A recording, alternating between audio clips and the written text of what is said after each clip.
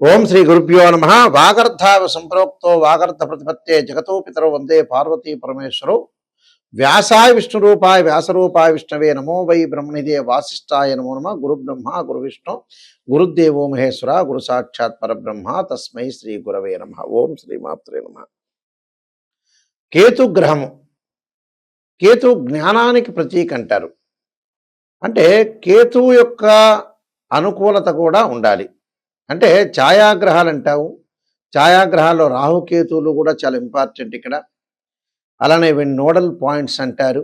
ఈ నోడల్ పాయింట్స్లో కేతు జ్ఞానాన్ని ఇచ్చే గ్రహం కాబట్టి కేతు మనకి ఎలాంటి ఫలితాలు ఇవ్వబోతుంది? ఎందుకంటే కేతువు ప్రస్తుతము పుబ్బా నక్షత్రంలో శుక్ర నక్షత్రంలో ఉన్నారు. ఈ శుక్ర నక్షత్రంలో ఉండటం వల్ల ఎలాంటి ఫలితాలు జరగబోతున్నాయి అంటే మార్చి మనకి 29వ తారీఖు వరకు కూడా తెల్లవారుజాము వరకు కూడా ఎలాంటి ఫలితాలు జరగబోతాయి అంటే శుక్ర నక్షత్రంలో కేతు ఉండటం వల్ల ఎలాంటి ఫలితాలు జరుగుతాయి అంటే సహజంగా కుజవత్ కేతు అంటారు. ఈ కేతు యొక్క ఫలితాలను మనం చూసుకునేటట్టయితే మేషాది ద్వాదశ రాశుల వాళ్ళకి ఏ విధంగా ఫలితం ఉండబోతుందో ఒక్కసారి మనం పరిశీలన చేద్దాం. కేతు యొక్క మార్పు వల్ల మేషరాశి వాళ్ళకి ఏ విధంగా ఉండబోతుంది అంటే ముఖ్యంగా వారికి మేషరాశి వాళ్ళ కొంత అనుకూలమైన ఫలితాలు ఉండటం. ఇక్కడ మేషరాశి వాళ్ళకు వచ్చేటప్పటికల్లా మనకి సింహరాశిలో కేతు యొక్క సంచారం వల్ల ప్రధానంగా మేషం, వృషభం, మిథునం, కర్కాటక, సింహం 5వ స్థానంలో ఉంటాడు. పంచమ స్థానంలో ఉండటం వల్ల సంతాన పరంగా మనం కొంత ఇబ్బందులు లేకుండా చూసుకోవాలి. సంతానం ఏ విధంగా ఉండబోతుంది, వాళ్ళు ఎలాంటి చదువులు చదువుకుంటారు, వాళ్ళకి ఇంట్రెస్ట్ ఏమిటి, ఇష్టమైనవి ఏమిటి అనేది కొంత ఆలోచన చేయండి. దాని తర్వాత ముఖ్యంగా ప్రధానంగా కేతు యొక్క ఫలితాన్ని మనం చూసుకుంటే విద్యార్థులు చదువుపై ఏకాగ్రత కాపాడుకుంటారు. అదనంగా కొంత శ్రమించాల్సిన అవసరం అనేది బాగా ఎక్కువ ఉంటుంది. అంటే ఎక్కువగా కాన్సన్ట్రేషన్ చేయాలి. ఎక్కువగా కాన్సన్ట్రేషన్ చేస్తే అనుకూలమైన ఫలితాలు జరిగే అవకాశాలు ఎక్కువ ఉంటాయి. ఈ సమయంలో మంచి నిర్ణయాలు, విద్యార్థులు సరైన ప్రణాళికాబద్ధంగా చదువుకోవటం, ఎడ్యుకేషన్ మీద కాన్సన్ట్రేషన్ చేయటం, వేరే వ్యాపకాలన్నీ కూడా తగ్గించి చదువు మీద బాగా కాన్సన్ట్రేషన్ చేసి ముందుకు వెళ్ళాలి. ఇది విద్యార్థులకి. ఉద్యోగస్తులకి కొన్ని శుభవార్తలు వినటం, అన్ని విధాలుగా సానుకూలంగా ఉండటం, అలానే ఉద్యోగంలో ప్రమోషన్లు వచ్చే అవకాశాలు బాగా ఎక్కువగా ఉంటాయి. నాలెడ్జ్ అనేది బాగా పెరిగే అవకాశాలు బాగా ఎక్కువగా ఉంటాయి. అలానే లైఫ్ అనేది కొంత టర్నింగ్ తిరిగే అవకాశాలు ఎక్కువగా ఉంటాయి. వ్యాపారస్తులు కొత్తగా సానుకూలంగా మంచి ఫలితాలు, మంచి పెట్టుబడులు పెట్టే అవకాశాలు ఎక్కువ ఉంటాయి. భాగస్వామ్య వ్యాపారం కూడా బాగా కలిసి వచ్చే అవకాశాలు ఉన్నాయి. అంటే పెట్టుబడులు పెడితే అనుకూలంగా ఉండే అవకాశం ఖచ్చితంగా ఉంటుంది. దాని తర్వాత గతంలో ఆగిపోయిన పనులు ఏవైతే ఉంటాయో మళ్ళీ తిరిగి ప్రారంభంతో వాళ్ళు ఆనందంగా ఉండటం ఒకటి, ఆఫీసులో ఉన్నత అధికారుల యొక్క ప్రోత్సాహం బాగా ఎక్కువ ఉండటం, పూర్వీకుల యొక్క ఆస్తిపాస్తులు ఆర్థిక పరంగా ఉండే డబ్బులు కలిసి వచ్చే అవకాశాలు బాగా ఎక్కువ ఉంటాయి. కాబట్టి కేతు యొక్క మార్పు వల్ల మీకు అంతా కూడా మంచి జరిగే అవకాశాలు ఎక్కువ ఉంటాయి. అంటే ఉద్యోగస్తులకు కానీ, వ్యాపారస్తులకు కానీ, రియల్ ఎస్టేట్ వాళ్ళకి కానీ, కన్స్ట్రక్షన్ కానీ, మెడికల్ కంపెనీ వాళ్ళకి కానీ అనుకూలమైన ఫలితాలు జరిగే అవకాశాలు ఖచ్చితంగా ఉంటాయి. ఇవన్నీ కూడా గోచార రీత్యా తిప్పబడే ఫలితాలు అంటారు. అంటే గోచారం కూడా ప్రాధాన్యత ఉన్నా బర్త్ చార్టు, జన్మజాతకం చాలా ఇంపార్టెంట్. చాలామంది కూడా లైఫ్లో నాకేమి జరగట్లేదు, ఫైనాన్షియల్ పరంగా ఇబ్బందులు ఉంటాయి, మ్యారేజ్ జరగట్లేదు, సంతానం కలగట్లేదు, ఒక వ్యాపారంలో నేను ఉండలేకపోతున్నాను, ఇల్లు కొనుగోలు చేయలేకపోతున్నాను చాలామంది చెబుతుంటారు సహజంగా. కానీ నిజం చెప్పాలంటే ఏమిటనంటే వాళ్ళు బర్త్ చార్ట్ను సరిగా అనుసరించరు. అనుసరించకపోవటం అంటే ఏంటంటే జీవితం అనేది ఎప్పుడు కూడా మన చేతుల్లోనే ఉంటుంది. మన చేతుల్లో ఉండటం అంటే ఏంటంటే భగవంతుడి యొక్క అనుగ్రహం ఉండాలి. అలానే మన జాతక పరంగా ఏదైతే దోషాలు ఉంటాయో ఆ దోషాలను నివారణ చేసుకోవడం కూడా చాలా ఇంపార్టెంట్. దగ్గరికి వచ్చే వాళ్ళందరూ కూడా చాలామంది కూడా ఎందుకు పొరపాటు పడుతున్నారో నేను చాలా రీసెర్చ్ చేశాను. నేను 95 దగ్గర నుంచి ఆస్ట్రాలజీలో ఉన్నాను. అది MSc mathematics, MA astrology, MA English, MA Telugu. మా పూర్వీకులందరూ కూడా జ్యోతిష సిద్ధాంతులే. అయితే ఇక్కడ ప్రత్యేకంగా మా నాన్నగారు బ్రహ్మశ్రీ నాయకంటి కుమారస్వామి శర్మ దైవజ్ఞ అని ఇంటర్నేషనల్ ఆస్ట్రాలజరు, శ్రీశైలంలో ప్రధాన పురోహితులు కూడా పనిచేశారు. మన జీవితాన్ని నేను పిహెచ్డి చేశాను జ్యోతిష్యంలో.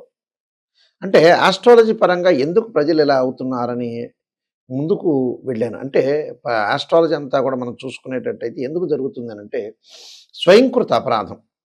ఒక అమ్మాయికి పెళ్లి కావాలంటే, ఒక అబ్బాయికి పెళ్లి కావాలంటే వాళ్ళు కరెక్ట్‌గా జాతకం చూపించుకోలేకపోవటం, నెగెటివ్, నెగెటివ్, పాజిటివ్, పాజిటివ్ అని ఎంతకీ గురువుగారు పాజిటివ్ చెబుతున్నారా లేదా అని చూస్తున్నారు. కానీ పాజిటివ్ చెప్పడం వల్ల పెద్దగా ఒరిగేది ఏముండదు. మీరు 10 నిమిషాలు సంతోషిస్తారు. ఇక సంతోషించిన తర్వాత ఇంకో 10 సంవత్సరాల తర్వాత గురువుగారు చెప్పింది జరగట్లేదని అనుకుంటారు. స్వీయ లోపం పెరుగుట పెద్ద విద్య. లోపం ఎరిగిన వాడే పూర్ణుడవుతాడట. మనలో లోపాలను మనం సవరణ చేసుకొని ముందుకెళ్తేనే లైఫ్ అనేది ఉంటుంది. ఒక జాతకాన్ని చూపించుకునే ముందు మన జాతకంలో దోషం నా వివాహం కావట్లేదు, సంతానం కలగట్లేదు అనంటే జాతకంలో 100% దోషం ఉన్నట్టే గుర్తుపెట్టుకోండి. ఏ జ్యోతిష్యుల దగ్గర చూపించినా, చూపించకపోయినా మీ జాతకం అనేది ఇప్పుడు ఒక డాక్టర్ దగ్గరికి వెళ్ళాం. ఆ డాక్టర్ దగ్గరికి వెళ్ళినప్పుడు షుగర్ వచ్చింది అనంటే శరీరంలో ఇన్‌బాలన్స్ తప్పినట్టే. బీపీ వచ్చిందంటే బ్లడ్‌లో తేడా వచ్చినట్టే. అలానే జాతకంలో వివాహం కాలేదు, సంతానం కలగట్లేదు అనంటే జాతకపరంగా దోషం ఉన్నట్టే. అది గోచారరీత్యా కాదు. గోచారం అనేది ఏందంటే సహజంగా నేను పదే పదే చెబుతున్నా. ఒక చెట్టు ఉంటుంది. ఆ చెట్టుకు వేళ్ళు ఉన్నది బర్త్ చార్ట్. వేళ్ళంటే చాలా ఇంపార్టెంట్ అక్కడ. వేళ్ళ తర్వాత కాండం ఉంటుంది. కాండం తర్వాత కొమ్మలుంటాయి. ఆ కొమ్మల తర్వాత ఆకులుంటాయి. ఆకులు ఎలా ఉంటాయి? వింటర్ సీజన్‌లో రైన్ సీజన్‌లో వస్తాయి. వింటర్ సీజన్‌లో అలానే ఉంటాయి. సమ్మర్ సీజన్‌లో కింద పడిపోతాయి. అదే గోచారం అంటారు. గోచారం ఇంపార్టెంట్ కాదు. ఎప్పుడు కూడా birth chart, name, date of birth, time, place of birth తీసుకొని D16 చార్ట్స్ అంటే 16 లగ్న కుండల్ని మనం చూస్తేనే జాతకం తెలుస్తుంది. ఎలా పడితే అలా జాతకం తెలియదు. మ్యాథమెటికల్ క్యాలిక్యులేషన్ కూడా చాలా ఇంపార్టెంట్. ఎప్పుడు కూడా జీవితంలో మనిషి బాగుపడకపోవడానికి కారణం ఏంటంటే ఫస్ట్ స్వయంకృతాపరాధం. నిజమే గురువుగారు చెప్పారు జాతకపరంగా నాకు ఇన్ని సంవత్సరాలైంది పెళ్లి కాలేదు, నాకు ఇన్ని సంవత్సరాలైంది సంతానం కలగలేదు, ఇన్ని సంవత్సరాలైంది నేను డెవలప్మెంట్ చెందలేదు అంటే జాతకపరంగా మీరు పర్ఫెక్ట్‌గా రెమెడీస్ చేసుకోవాలి. కొన్ని జాతకాల్లో చిన్న చిన్న రెమెడీస్ ఉంటాయి. కొన్ని కొన్ని జాతకాల్లో పెద్ద పెద్ద రెమెడీస్ ఉంటాయి. ఆ రెమెడీస్ కొంతమంది చేయకుండా ఎంతో ఖర్చవుతుంది. 40,000 అవుతుంది, 30,000 అవుతుంది, 50,000 అవుతుందని ఖర్చుకు వెనకాడిన వ్యక్తులే ఫెయిల్ అయిపోతున్నారిక్కడ. అలా అని ఖర్చు చేయట్లేదు ఆ మనిషి. రూ. 50,000, రూ. 60,000 సెల్ ఫోన్ కొంటున్నాడు, ఎంజాయ్‌మెంట్ చేస్తున్నాడు, అన్ని రకాలు చేస్తున్నాడు. అంటే జీవితానికి మనకు కావాల్సింది ఏదైతే ఉంటుందో దాన్ని డబ్బు ఖర్చు పెట్టాలి. పొద్దుగులు డబ్బులు ఖర్చు పెట్టడం కాదు. మేము ఎగ్జాంపుల్ చాలామంది చూస్తుంటాం. హైదరాబాద్ నుంచి ఒక అబ్బాయి విశాఖపట్నంలో ఉంటాడు. దానికి ఖర్చు అవుతుందని కొంతమంది వెనకాడే వాళ్ళు ఉంటారు. కానీ మంచి ఎక్కడైతే ఉంటుందో డబ్బు పెట్టి కొనుక్కోవాలి. చెడుని డబ్బు పెట్టి వదిలేయాలి. అలాంటివి మన వాళ్ళకి చేత కావట్లే. చాలామందికి కూడా మేము రీసెర్చ్ చేస్తే ఎందుకు లైఫ్‌లో వీళ్ళు పొరపాటు పడుతున్నారు? నిజంగా ఎందుకు?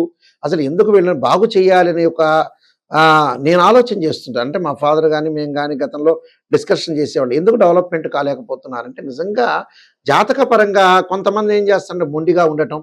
ఒక వృత్తి ప్రొఫెషన్‌లో ఆస్ట్రాలజీ పరంగా వెళ్ళాలంటే అలా చేయలేకపోవటం. ఏదో వాళ్ళకిష్టం వచ్చిన వృత్తి చేయటం. ఇష్టం వచ్చినట్టుగా రాజకీయంలోకి ఇప్పుడు ఎలక్షన్స్ వస్తున్నాయి. ఎలక్షన్స్‌లో వద్దు అనంటే రాజకీయంలో పోటీ చేయటం, డబ్బులు పోగొట్టుకోవటం. కొంతమంది బాబు ఈ ఇల్లు కొనుక్కోండి, మీ దగ్గర డబ్బులున్నాయి ఇల్లు కొనుక్కోండి అని చెబితే కొంతమంది కొనుక్కోలేకపోవటం. ఎందుకంటే సలహాలు అనేది చాలా ఇంపార్టెంట్ ఇక్కడ లైఫ్‌లో. ప్రతిది కూడా ఆస్ట్రాలజికల్‌గా అనుసరించి ఆస్ట్రాలజీలో ఏముంది, మ్యారిటల్ స్టేటస్ కానీ, అలానే మనకి చిల్డ్రన్స్ కానీ, ఇన్కమ్ గ్రోత్ కానీ, ఎంప్లాయ్మెంట్ కానీ, అలానే ఫైనాన్షియల్ స్టేటస్ కానీ, అలానే ఏదైతే ఇళ్ళు కొనుగోలు చేయాలన్నా, ల్యాండ్స్ కొనుగోలు చేయాలన్నా, హెల్త్ పరంగా ఉండే విషయాలు కానీ చాలా జాగ్రత్తగా అనుసరించి లైఫ్‌లో ముందుకెళ్ళాలి. ఎక్కువ కాలం చాలామంది కూడా ఈ మధ్యన ఎక్కువ కాలం బతుకుతున్నారు అనుకుంటున్నారు. పాత వాళ్ళంతా 80, 85, 90 అలా బతికారు కానీ లైఫ్ అనేది ఎలా ఉంటుందంటే 50 ఏళ్ళు, 55 ఏళ్ళు కాంగానే ఆ లైఫ్‌లో అతను ఆరోగ్యపరంగా ఇబ్బందులు రావటం, బీపీ రావటం, షుగర్ రావటం చూడండి ప్రతి 10 మందిలో ఎక్కువ మంది షుగర్ ఉంటుంది. చాలామంది ఇంట్లో షుగర్ లేకపోయినా ఒంట్లో షుగర్ గ్యారంటీగా ఉంటుంది. అంటే లైఫ్ అనేది గ్యాస్ ట్రబుల్ రావటం. అందువల్లే పాత రోజుల్లో చిన్నప్పుడు వివాహం చేసేవాళ్ళు. 24, 25కే చేస్తే ఖచ్చితంగా తండ్రికి 78 ఏళ్ళు వచ్చేటప్పుడు 53 ఏళ్ల కొడుకుండేవాడు. అవన్నీ అనుసరించాలి కొన్ని విషయాలు. అంటే మనం ఎక్కడ తప్పు చేస్తున్నాం, ఎక్కడ మిస్టేక్ చేస్తున్నాం అనేది అనుసరించండి. అనుసరిస్తే 100% వాళ్ళ యొక్క జీవితం అనేది ఖచ్చితంగా ఉంటుంది. అందువల్ల ఆస్ట్రాలజీ పరంగా నిజంగా రెమెడీస్ ఏంటి? నిజంగా ఏం చేయాలి? కొంతమంది చెబుతుంటారు రకరకాలుగా ఈ మధ్య కాలంలో.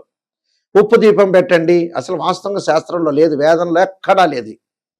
ఉప్పు దీపం పెట్టండి, ఆ కొబ్బరికాయ ఇక్కడ కొట్టండి, అన్నదమ్ములుంటే ఈ సంక్రాంతికి ఇది చేయండి. ఇవన్నీ కొంచెం ఫూలిష్‌నెస్ మాటలు చాలామంది వింటుంటారు ఈ మధ్యన. అంటే డబ్బులు ఖర్చు చేయలేని విషయాలు వింటుంటారు.